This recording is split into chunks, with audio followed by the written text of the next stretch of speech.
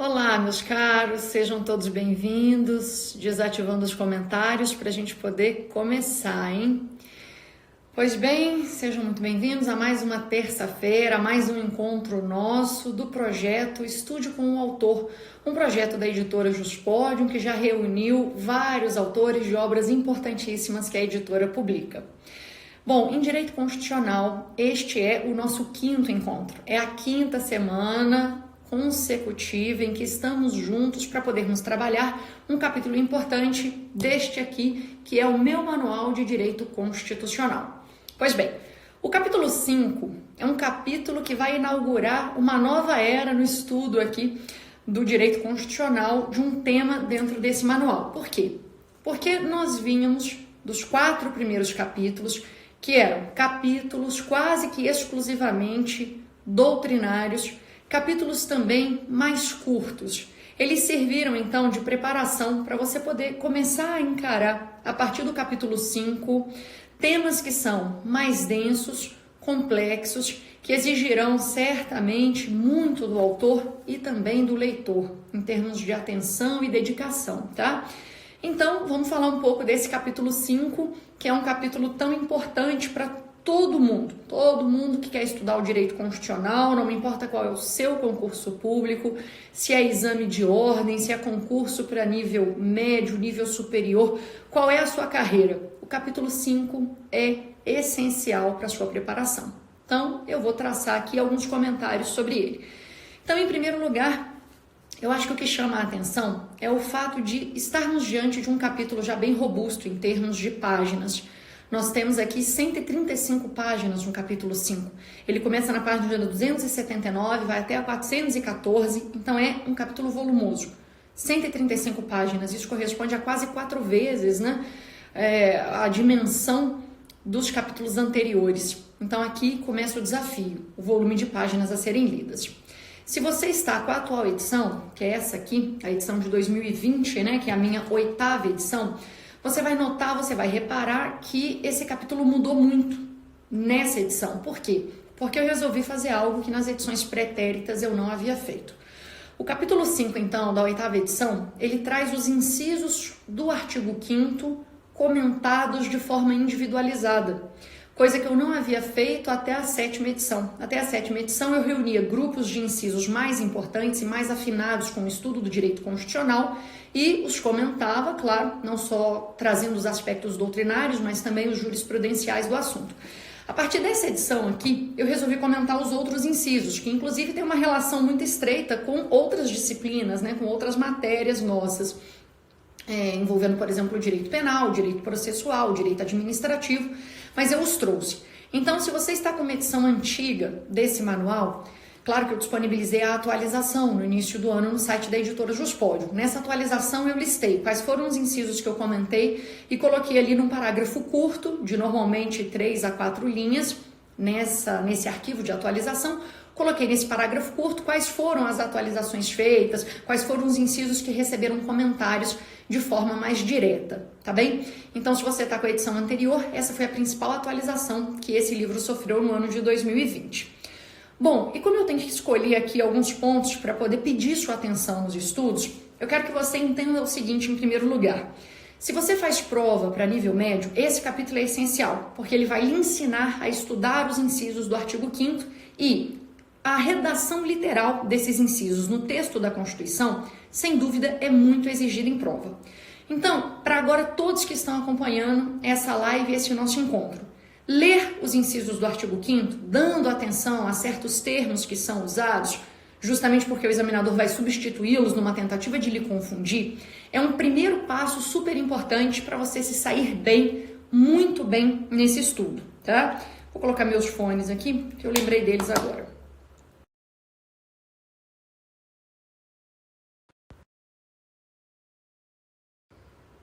Então, e seguindo, para todo mundo que vai fazer prova envolvendo o estudo do artigo 5º, né, os direitos e as garantias individuais, a leitura do texto constitucional é um primeiro passo imprescindível, até porque muitas das questões serão construídas a partir da substituição de termos.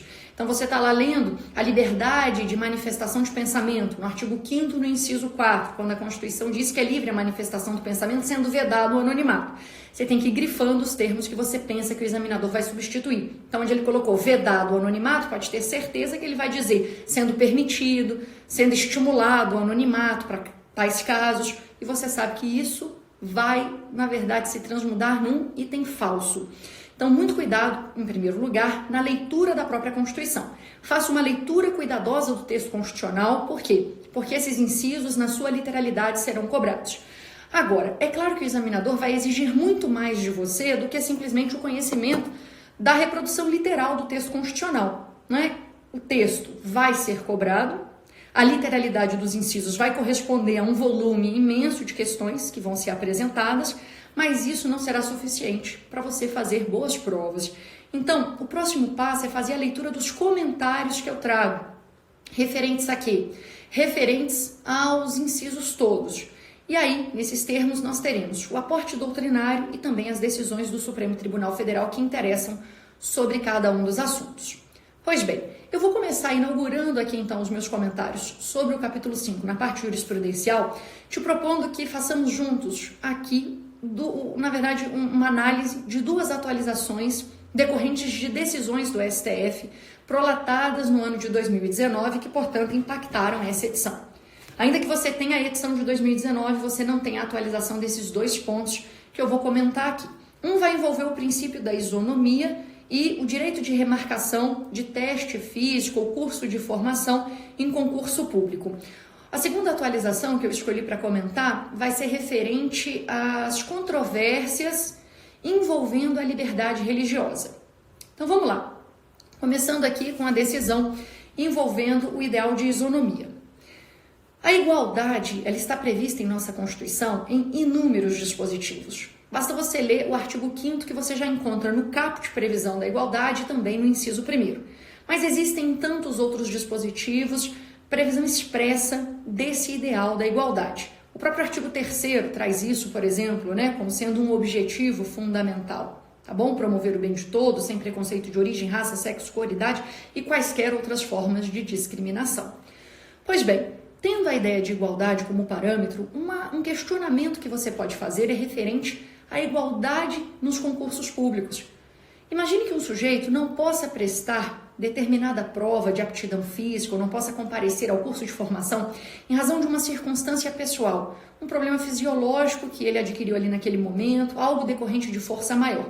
Será que ele tem direito à remarcação dessa prova, tendo em vista essa circunstância pessoal que o atingiu e que o impossibilita de prestar o exame naquele momento?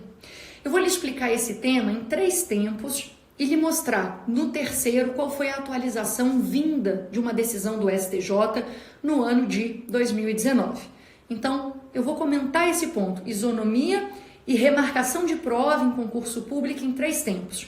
A gente vai passar por 3 decisões diferentes que estão no nosso manual e que vão permitir que você que está acompanhando aqui possa se atualizar com relação a esse assunto. Bom, o primeiro tempo é a decisão prolatada pelo Supremo no mês de maio do ano de 2013. É o recurso extraordinário 630-733, que foi relatado pelo ministro Gilmar Mendes. Naquela ocasião, nós tivemos um indivíduo que não pôde participar de um teste de aptidão física no concurso público, não pôde participar daquela prova em razão de uma circunstância excepcional, mas pessoal, que o impossibilitou. Ela derivava de força maior. Imagine que você está inscrito num concurso, ao longo do certame, você sofre, por exemplo, uma queda e isso lhe impossibilita de prestar o teste de aptidão, porque ou você adquiriu uma inflamação ou quebrou um osso e aí está, por exemplo, com uma perna, um braço engessado e você não vai poder fazer o teste. Pois bem, esse indivíduo queria a remarcação de prova por uma data em que ele pudesse prestar o exame e o edital vedava essa remarcação. O que o Supremo Tribunal Federal decidiu nesse recurso extraordinário 630-733, que é de maio de 2013, que é o primeiro tempo da explicação, que vai ter 3 passos. Nesse recurso extraordinário, o Supremo decidiu que é constitucional a vedação em edital de remarcação de teste de aptidão física em razão de circunstâncias pessoais, de circunstâncias que são individuais. O Supremo disse o seguinte: não há nenhuma vedação ao princípio da isonomia quando o edital veda essa remarcação. Por quê? Porque, em primeiro lugar, quando o edital estipula ali uma data, ele já está dando tratamento isonômico às pessoas. Em segundo lugar, porque o concurso tem que ser realizado com o máximo de transparência, impessoalidade, igualdade para os participantes e, sem dúvida, o menor custo para os cofres públicos. Portanto, eu preciso encerrar o certame num prazo razoável e não posso sujeitar o concurso público e as etapas de sua realização a circunstâncias excepcionais e extraordinárias que cercam cada um dos candidatos. Imagine se o Supremo autorizasse que essa remarcação fosse feita a cada momento em que o indivíduo dissesse: eu, por essa circunstância excepcional, não posso prestar a prova de aptidão física nesse momento. O concurso nunca se encerraria, seria adiado infinitas e inúmeras vezes, o que significaria um custo altíssimo para a administração pública e, o pior, o não encerramento do certame, a impossibilidade de nomeação dos aprovados. Então, primeiro tempo dessa explicação. Maio de 2013 é a decisão. Ela ainda vale? Vale. E ela estipula algo que é uma regra geral, por isso você tem que entender.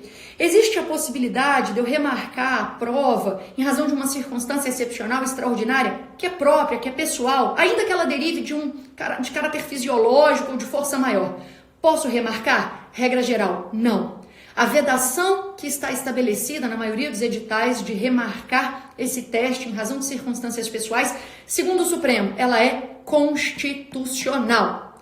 Aprendeu a regra geral? Agora eu vou lhe mostrar duas decisões, inclusive uma do ano passado, que é a decisão que me incitou a tratar desse tema aqui nesse vídeo, porque justamente ela é a decisão que atualiza o manual da edição passada para essa, né?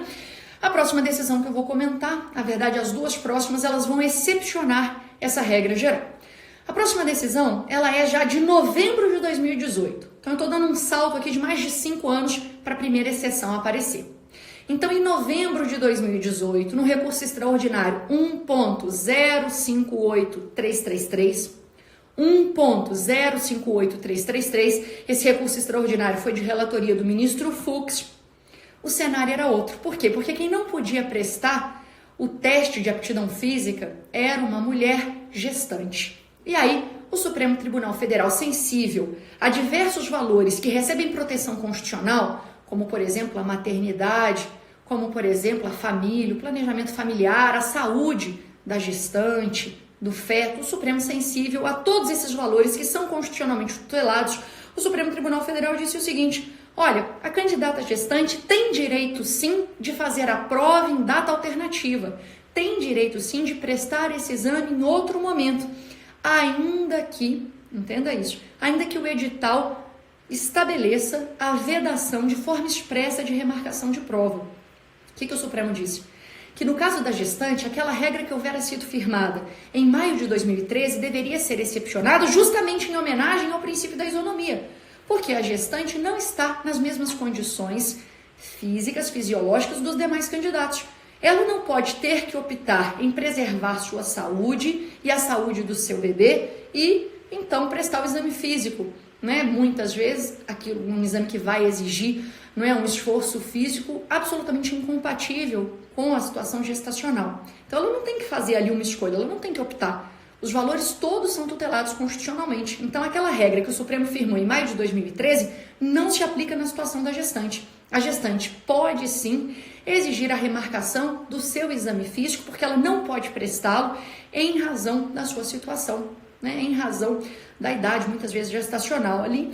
Então, a remarcação, na verdade, ao invés de ofender o princípio da isonomia, neste caso específico da gestante, que é uma circunstância extraordinária, atende a este princípio constitucionalmente tutelado.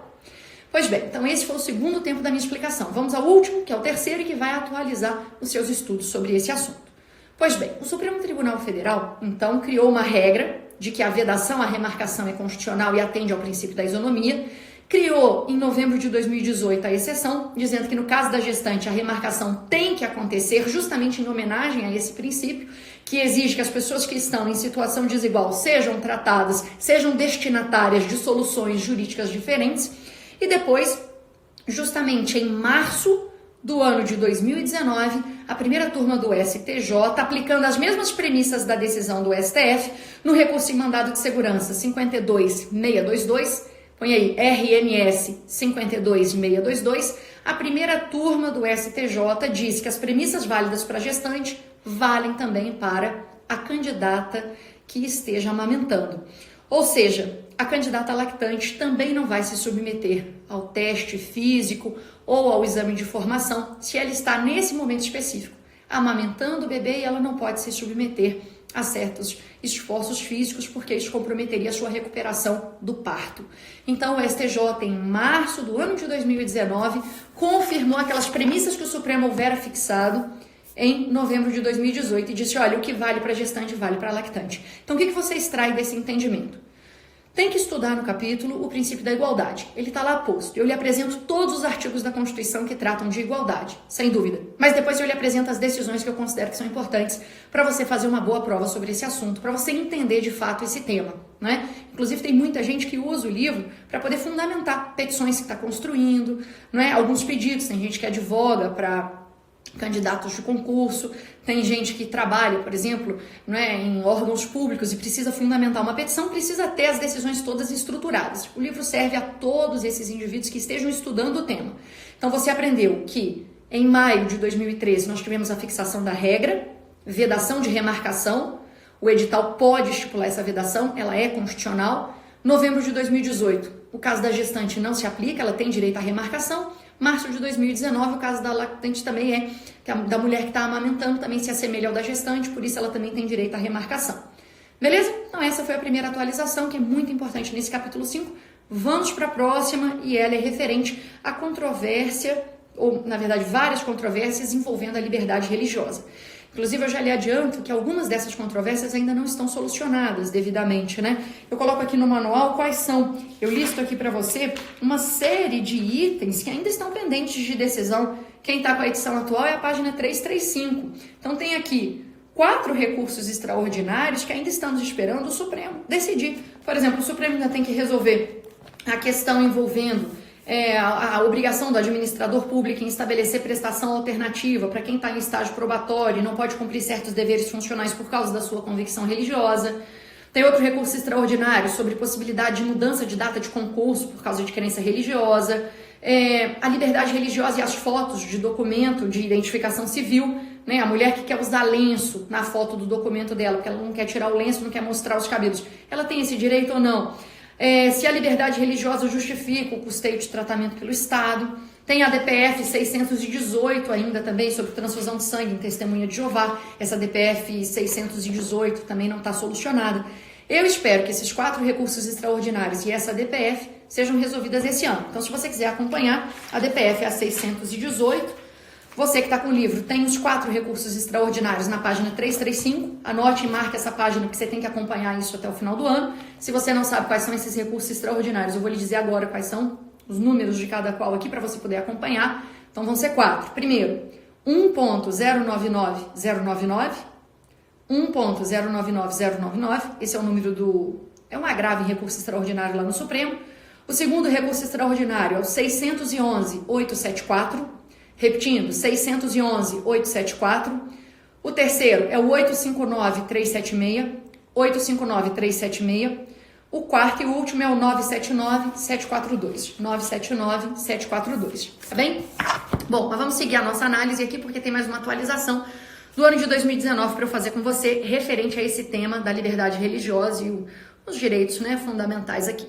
Bom, a primeira decisão que eu quero comentar é a suspensão de tutela antecipada 389. Quem decidiu foi o Gilmar, tá? Então põe aí, STA, suspensão de tutela antecipada, STA 389. No caso, o Supremo Tribunal Federal determinou a suspensão de uma decisão proferida pelo Tribunal Regional Federal da Terceira Região, que mandava remarcar a prova do Enem para que ela não coincidisse com um período sagrado judaico, né, do Shabbat, não sei pronunciar corretamente, mas enfim. Para não coincidir com esse período judaico sagrado, o TRF da Terceira Região mandou remarcar a data do Enem. E aí o Gilmar suspendeu essa decisão e disse o seguinte: não dá para fazermos isso. Por quê? Porque se todos questionarem isso depois que a data já está estipulada e não fazerem uso de algo que o edital do próprio Enem prevê, que é o atendimento de necessidades especiais, nós nunca conseguiríamos realizar no Brasil um concurso ou uma prova de âmbito nacional. Por quê? Porque os diversos grupos e segmentos religiosos vão apresentar em algum momento uma dificuldade para se enquadrarem na prova daquela data, naquela realização. Então o Gilmar disse o seguinte: olha, o próprio edital trazia ali no ato de inscrição a possibilidade da pessoa dizer que ela tem necessidades especiais. justamente para viabilizar que pessoas que tenham alguma limitação derivada da sua religião ou de alguma reclusão hospitalar ou até reclusão ou em estabelecimento prisional, para que elas pudessem prestar a prova. Então, no próprio ato de inscrição isso aparece, disse o Gilmar. Além disso, por exemplo, os adventistas foram atendidos, os adventistas de 7º dia, eles foram atendidos e a prova para eles foi aplicada após o pôr do sol de sábado. Então, como são muitos os dias de guarda de distintos grupos religiosos, nós nunca poderíamos ter uma prova ou um concurso de âmbito nacional. Como o Estado tem que ser neutro diante desse fenômeno religioso, a opção é essa: escolher no ato de inscrição o atendimento de necessidades especiais, relatar e aí sim o certame se organizar para poder atender. Mas o Estado não vai poder atender a todos esses dias de guarda. Então, uma determinação de um tribunal, como a do TRF3º, que manda suspender um exame de caráter nacional, que é o Enem, para determinar que determinado grupo religioso seja atendido, o Supremo Tribunal Federal não corrobora esse entendimento, tá? Justamente porque o Estado tem que ter essa postura neutra diante do fenômeno religioso, já que somos um Estado laico, já que somos um Estado não confessional. Pois bem, essa então foi a primeira decisão, STA 389. Com base nas premissas que foram fixadas nesse entendimento, eu trago a segunda que eu quero comentar. Uma ação direta de inconstitucionalidade, que é a 4439. Essa decisão saiu em 2017, mas ainda é muito exigida de você em provas em geral. Então anote aí, segundo tempo aqui nessa atualização envolvendo liberdade religiosa. Coloquei ADI 4439. Essa ação direta de inconstitucionalidade foi decidida por uma maioria apertadíssima, 6-5, o que lhe mostra que era um caso difícil, um tema complexo, né? Tanto que tivemos essa divergência dentro do próprio tribunal. Por 6-5, o Supremo Tribunal Federal enfrentou a questão e acabou por decidir que é possível sim que tenhamos a determinação, ou melhor, é possível sim a permissão de ensino religioso em escolas públicas, de matrícula facultativa, mas de caráter confessional, ou seja, vinculada e atrelada a uma religião específica. A minoria que se saiu aqui vencida, não é, os 5 ministros que foram vencidos aqui, queriam em verdade que fosse feita uma interpretação conforme lá do dispositivo previsto na Lei de Diretrizes e Bases da Educação Nacional, no sentido de que o ensino religioso em escolas públicas fosse permitido, que ele se mantivesse, claro, como determina o artigo 210, parágrafo 1º da Constituição, como sendo de matrícula facultativa. Anote esse artigo para você ler depois, 210, parágrafo 1º. Então, o ensino religioso é possível em escolas públicas, mas de matrícula facultativa, justamente para homenagear a liberdade de consciência e crença. Mas esses ministros queriam que esse ensino religioso, que ele fosse não confessional, que ele atendesse ao ideal de pluralidade das religiões, que fosse apresentado ali quase que um estudo da história das religiões, uma explicação sobre todas as religiões, não é? Mas não, o Supremo Tribunal Federal, por maioria, 6 ministros entenderam que esse ensino religioso podia ser sim confessional, que esse ensino religioso podia ser atrelado a uma única religião, vinculado a uma, sem privilegiar nem desfavorecer nenhuma religião, como se isso fosse possível nesse caso, né?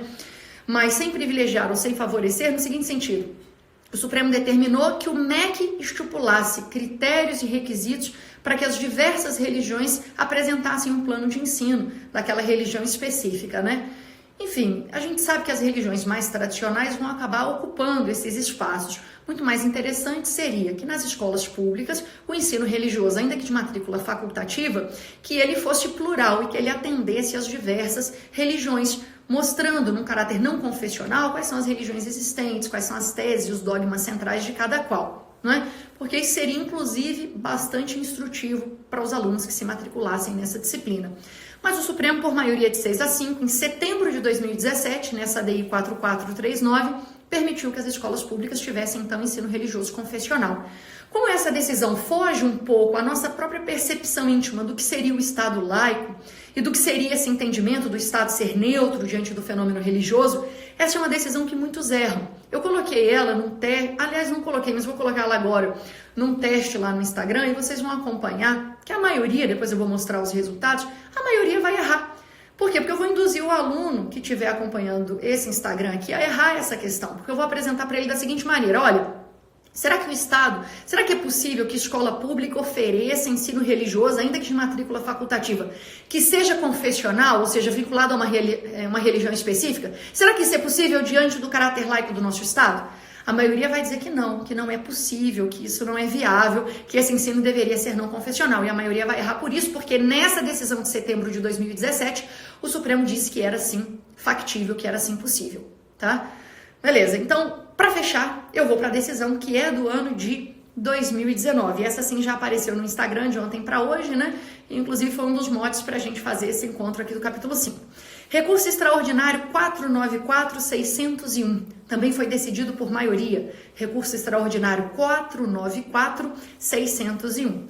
O Supremo ali entendeu que o Estado, por maioria, tá? Que o Estado deve proteger, deve viabilizar todas as formas de manifestação cultural e de manifestação religiosa, dando uma proteção, inclusive específica, uma tutela mais incisiva para todos esses grupos que participaram do nosso processo civilizatório. Então, os grupos indígenas, afro-brasileiros, todos devem receber essa proteção. Por isso, o Supremo definiu que o sacrifício de animais em cultos de religiões de matriz africana é possível.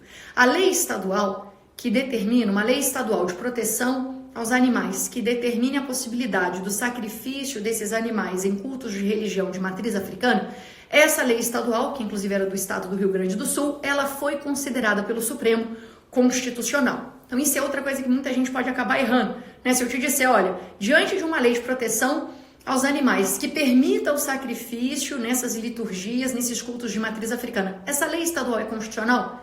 Pode responder que sim, porque o Supremo decidiu isso em março do ano passado, em março de 2019, por maioria nesse recurso extraordinário que eu já mencionei.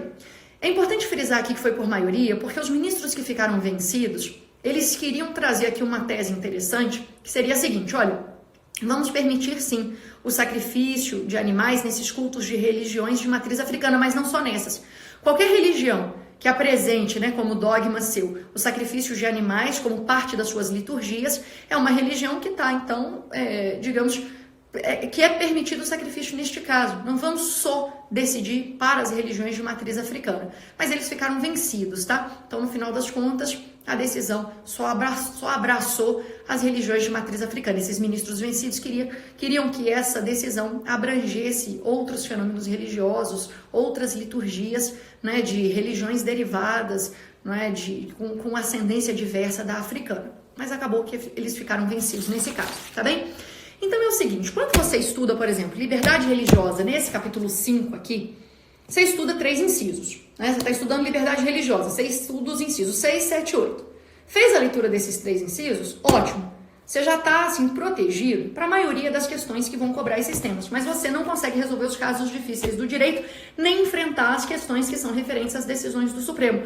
Por isso você precisa passear lá no livro nessas páginas que fazem referência às controvérsias e sempre se manter atualizado, tá? Então, por exemplo, você precisa entender que o Supremo já disse que curanderismo não é liberdade religiosa, é crime, isso tá lá. A questão dos testemunhas de Jeová, do ensino religioso poder ter caráter confessional, o sacrifício de animais ser permitido, no caso dessas religiões de matriz africana. Então, no final das contas, estudar só os incisos vai lhe proteger para as questões mais simples, você vai saber resolvê-las, mas não vai ser suficiente para você enfrentar toda e qualquer questão de prova. E enfrentar também os casos práticos que a sua vivência, ou na área da advocacia, ou na área, né, do serviço público, nas petições que você tem que montar ou tem que responder, isso não vai lhe dar, só estudar os incisos da Constituição não vai lhe dar a base necessária. Você precisa avançar para essa parte mais controversa. Eu separo isso no manual, no capítulo 5, tá bem?